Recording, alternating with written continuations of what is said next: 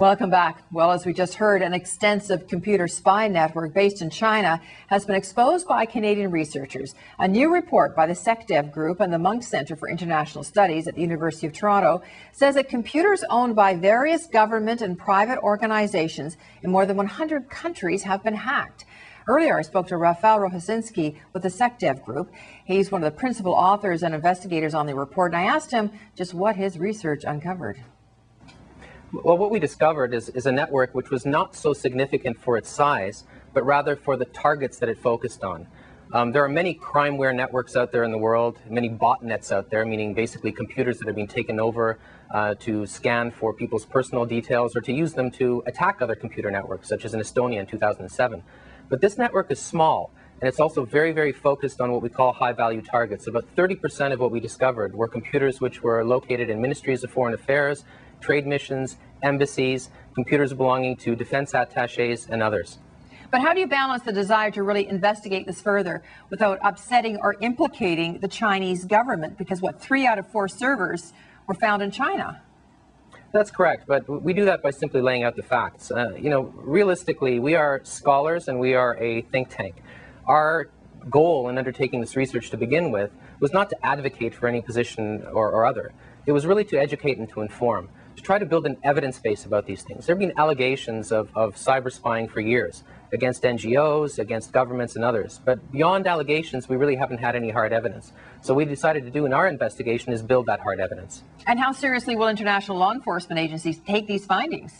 Well, I think very seriously, because this is a wake-up call for the international community. At the moment, there is no clear legal framework for how you deal with a spy network. The ITU only last year set up something called IMPACT, which is meant to be a federated intelligence sharing arrangement between nation states. At the moment, most of this information is passed between law enforcement agencies on a bilateral level, which means countries that are friendly to each other, or through informal organizations such as computer emergency response teams. But we have a bit of a quandary. For example, if we're the FBI and we're having to investigate a situation like this in the States, where computers, for example, in the Ministry of Foreign Affairs in Iran have been compromised, how exactly do we do that? There is no clear framework at the moment. And just make it clear, what exactly can this do to someone or some company's computer?